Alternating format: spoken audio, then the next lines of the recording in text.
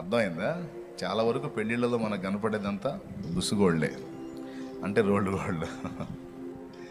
కాబట్టి బంగారు వర్ణం ఉన్నటువంటి రోల్డ్ గోల్డ్ అయినా సరే దాని విలువే. అదేందో మరి, దాని వర్ణం తగిలితేనే ఆశ్చర్యంగా ఉంటుంది.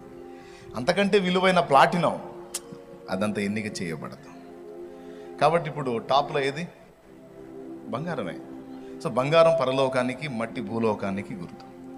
ఈ రెండు మిక్స్ అయిన వాడే మనిషి, ముఖ్యంగా రక్షింపబడినవాడు పరలోక పౌరుడు, పరలోక సంబంధి, లేక బంగారం.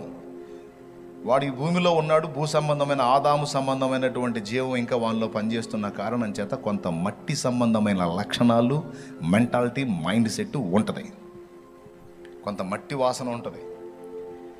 ఇది ఏమేం చేస్తుంది? బంగారానికి బలం తగ్గిస్తుంది, బంగారానికి వన్నె తగ్గిస్తుంది.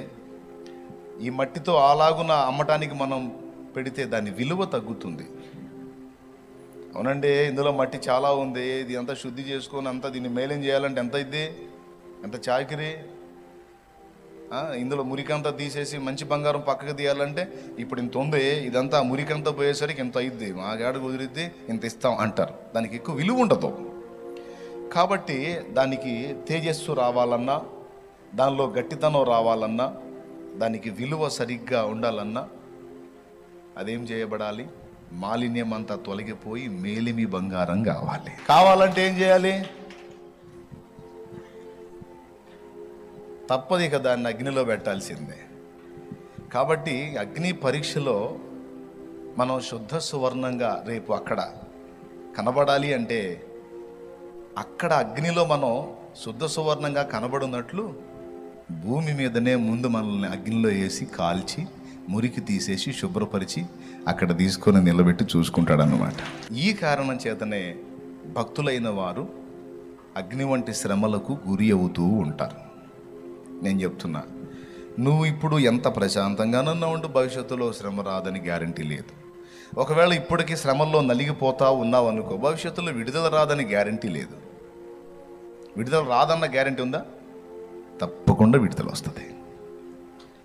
దేవునికి మహిమ. శ్రమ పొందుతున్న వానికి శ్రమ శాశ్వతం కాదు, సుఖపడుతున్న వానికి సుఖము శాశ్వతం కాదు. ఏదో అందరూ కలిసి చెప్పండి మళ్ళీ ఒక్కసారి. శ్రమల కొలిమిలో ఉన్నవానికి ఆ శ్రమ, అంతే కదండి. బంగారాన్ని పొద్దస్తమానం అగ్నిలోనే ఉంచుతారా? ఇంకదే పనే. ఈ పొద్దస్తమానం ఆ అగ్ని కుంపట్లో ఉంచేదానికి ఇంకెందుకు? మాలిన్యం పోయిందాకే, ఆ మట్టి పోయిందాకే, ఆ మురికి, ఆ మస్టు పోయిందాకే. పోయిన తర్వాత ఇంకా దాన్ని ఉంచమన్నా ఉంచరు. ఇక ఏదన్నా ఎప్పుడన్నా వేయాలంటే టెస్టింగ్ కోసం వేయటం తప్ప సమస్య లేదు. కాబట్టి మనకు తెలియకుండా చాలా ఉంటాయి. మనం బంగారమే అనుకుంటాం, మన ఫీలింగ్ మనకి. కానీ మనలో ఉన్న మురికి, మాలిన్యం మనకు కాదు, మన సృష్టికర్తకు కనపడతా ఉంటుంది. ఏబు గురించి మొన్న చెప్పాను నేను. తను గురించి తనకి ఉన్న ఫీలింగ్, ఏబుకున్న ఫీలింగ్ నేను చాలా పర్ఫెక్ట్ అని. కానీ ఏబులో ఏదుందో మట్టి వాసన, అదంతా కూడా దేవుడు గుర్తించాడు. దాన్ని తొలగించడానికే ఏబును పరీక్షానాళికలో పెట్టాడు, అగ్నిలో పెట్టాడు, శుద్ధి చేసి చివరికి ఏబు తన్ను తాను ఎరిగేటట్టు చేసి తను దేవుని ముందు ఒప్పుకునేటట్టు చేశాడు. మనకు తెలీదు. మనం అనుకుంటాం చాలా మంచోళ్ళం, మనం చాలా బాగా మారాం, మనం చాలా పర్ఫెక్ట్గా ఉన్నాం, మనం అంత నీతిమంతులం, ఇంత నీతిమంతులం అని మనం అనుకుంటాం. ఎవరికి వాళ్ళ ఫీలింగ్ అదే. పౌలంతటి మహనీయుడు ఏమన్నాడో తెలుసా? నా యందు నాకు ఏ దోషము కానరాదు, కానీ నన్ను పరీక్షించువాడు ప్రభువే అన్నాడు. నన్ను విమర్శించువాడు ప్రభువే.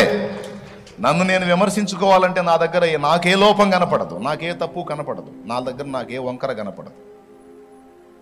కానీ ప్రభు నన్ను చూసినప్పుడు ఎన్ని కనపడతాయో నేను చెప్పలేను.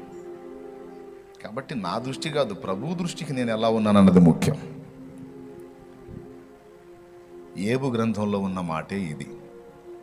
శోధింపబడిన మీదట, ఏబు గ్రంథము 23వ అధ్యాయము 10వ వచనం ఒకసారి చూడండి. నేను నడుచు మార్గం ఆయనకు తెలియను, ఆయన నన్ను శోధించిన తరువాత నేను సువర్ణం వలె కనబడుదును. ఈ నడకలో రకరకాల పరిస్థితులు ఎదురవుతున్నాయి. నేను నడుస్తున్న మార్గం నాకు అర్థం కావట్లా. వెళ్తున్నా, అట్లా పడి వెళ్తున్నా, కానీ నాకు అర్థం కావట్లా. కానీ నాకు ఒకటి అర్థమైంది ఏంటంటే, నేను వెళ్ళుచున్న మార్గము నా దేవునికి తెలుసు. నాకు తెలియాల్సిన అవసరమే లేదు. నాకు తెలిసినా తెలియకపోయినా తెలియాల్సిన వాడికి తెలుసు. ఎవరికి తెలుసు? నా ప్రభువుకు తెలుసు. కాబట్టి నా మార్గం నాకు అర్థం కానంత మాత్రాన నేను ఇబ్బంది పడాల్సిన అవసరం లేదు. నన్ను నడిపించి ఆయన చేతికి నేను అప్పగించుకున్నాను. ఆయనే నన్ను నడిపిస్తున్నాడు. చూడండి, నేను నడుచు మార్గము ఆయనకు తెలియను. తర్వాత ఆయన నన్ను శోధించిన తరువాత నేను సువర్ణము వలె కనబడుదును. అద్దుగో, ఎప్పుడు సువర్ణమే కనపడతాడంట? శోధించిన తరువాత అంటే పరీక్షించిన తరువాత, పరిశోధనలో ఉంచిన తరువాత, కుంపటిలో నన్ను కాల్చిన తరువాత, శుద్ధీకరణ చేసిన తరువాత, నాలో ఉన్న మట్టి, మురికి, మాలిన్యం తొలగించిన తరువాత నేను సువర్ణం, శుద్ధ సువర్ణమై కనపడతాను. హల్లెలూయా. అందుకు భక్తుడు పాడుకున్నారన్నమాట ఇదే పదాలని. ఈరోజు నువ్వు నడుస్తున్న మార్గం నీకు అర్థం కాకపోవచ్చు. నెక్స్ట్ మజిలీ ఏంది, తర్వాత పరిస్థితి ఏంది, ఇప్పటిదాకా ఎలాగా వచ్చామో అర్థం కాలేదు. కానీ మొత్తానికి ఈ మజిలీకి వచ్చాం. ఇక నుంచి తర్వాతి మజిలీ ఏంటి అనేది అర్థం కావట్లే. కానీ నీకు అర్థం కాకపోయినా నిన్ను నడిపించే దేవునికి సమస్తము తెలిసే ఉంది.